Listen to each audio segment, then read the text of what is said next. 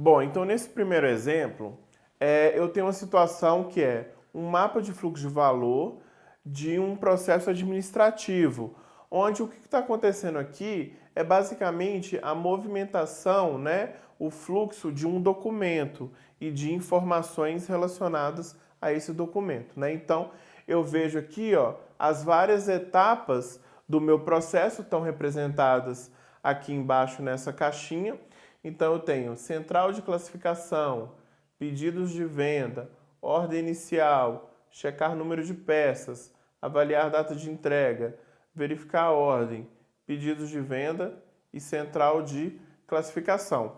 Ou seja, eu tenho uma empresa que enviou, né? Ou seja, essa empresa aqui é um cliente, certo? Ela enviou para essa outra empresa que é o fornecedor um pedido de compra, certo? E esse pedido de compra, ele está sendo processado nessas várias etapas.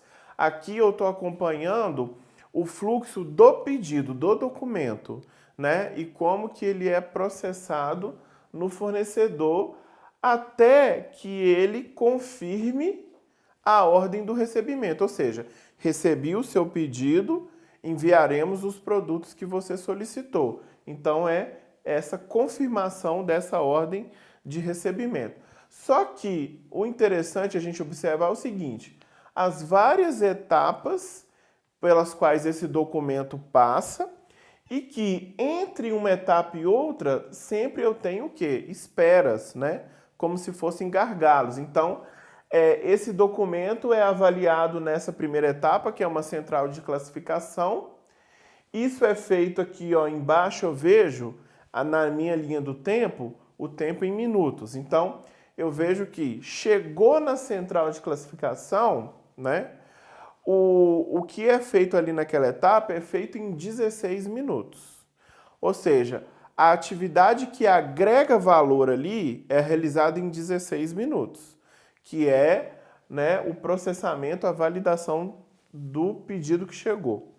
Só que aí, depois disso, fica 8 horas parado, esperando a etapa seguinte fazer a parte dela, que é feito também em 16 minutos. Aí fica mais 4 horas parado esperando a etapa seguinte fazer a parte dela, que é feita em 11 minutos, 11,25 minutos.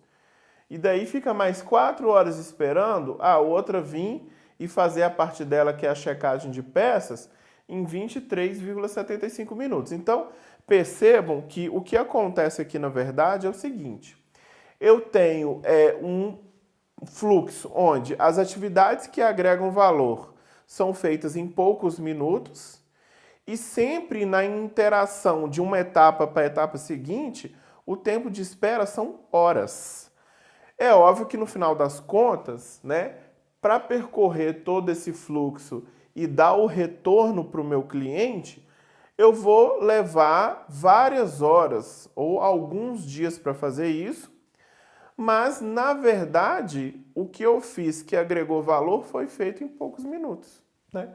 Na soma daquilo que agrega valor, né, em relação ao tempo total, o tempo de agregação de valor, que são esses poucos minutos somados, representa só 2,3% do tempo total que foi gasto desde o recebimento dessa ordem de pedido até a devolução do ok, né? Ó, pedido ok confirmado, faremos aí o envio do produto para você.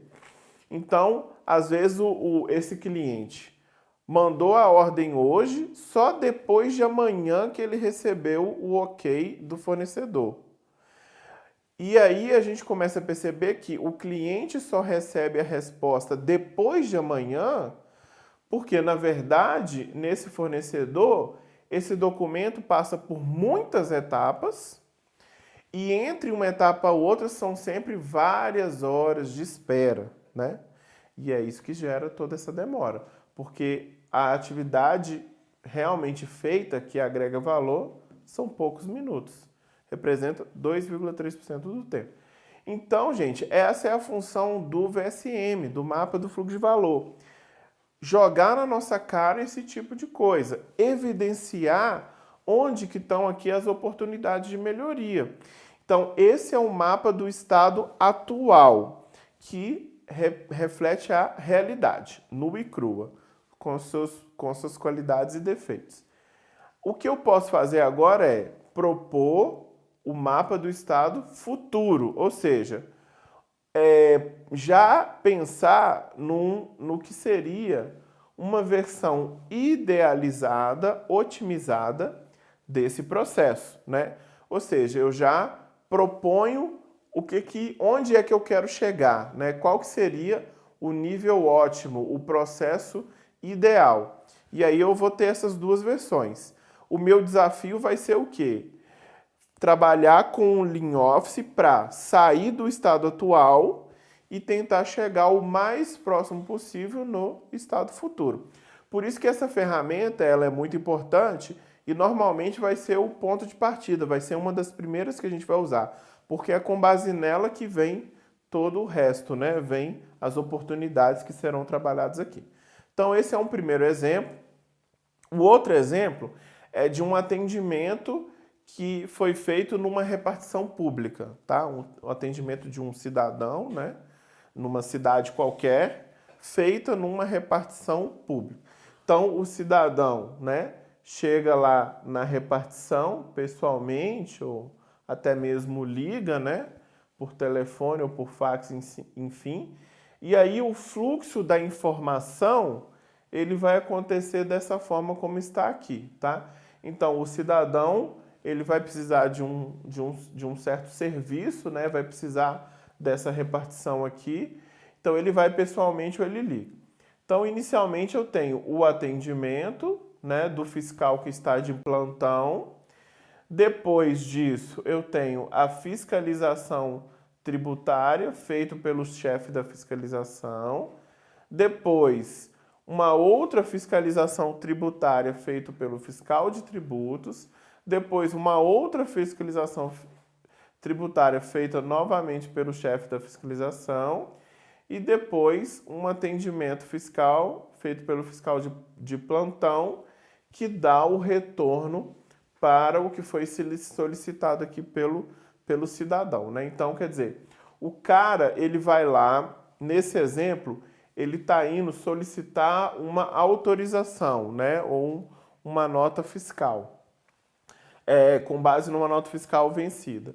E aí, para ele conseguir receber essa devolutiva, olha, ok, você terá autorização ou não, o pedido dele, as informações, os documentos que ele entregou, passa por essas várias checagens, né? E aí o interessante aqui é perceber o seguinte, é porque como o nome das etapas parece se repetir, a gente começa a ver que nessa repartição pública, você tem aquela coisa de um conferir o trabalho do outro, né? Então o cara faz, o outro confere de novo, o outro confere de novo e só depois dá o retorno. É como se eles trabalhassem com o pressuposto da ineficiência. Então, não, sabemos que somos ineficientes, sabemos que vamos errar, então eu preciso ter um primeiro ponto de checagem, um segundo ponto de checagem, um terceiro ponto de checagem, para só depois a coisa avançar, né? E evoluir aqui e seguir com a resposta final para o cidadão. Em cada ponto de checagem desse é solicitada a presença da pessoa ou o envio de alguns documentos, mas você percebe que tem esses vários pontos de checagem. E aí, o interessante, né, é você ver que as ações que são feitas em cada ponto, ou seja, aquilo que agrega valor, é realizado, né, um tempo relativamente breve, aí, em poucos minutos. Então, o atendimento demora 4 minutos. Aí, esse primeiro registro aqui que é feito, né, esse primeiro passo que é feito, demora 3 minutos. Aí, o que demora mais, que é essa análise do pedido, demora 20 minutos. Depois, a checagem do pedido, aqui mais 3 minutos. E a emissão do protocolo, mais 4 minutos. Só que isso é o que é feito que agrega valor.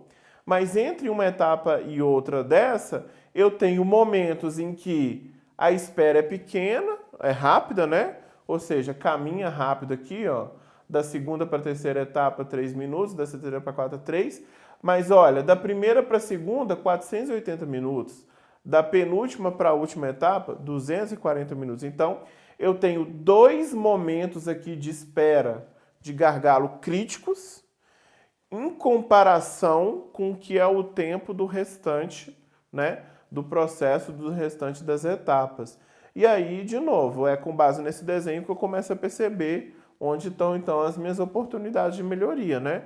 Onde que eu posso tentar o quê? Reduzir o desperdício, reduzir o gargalo, as esperas que acontecem.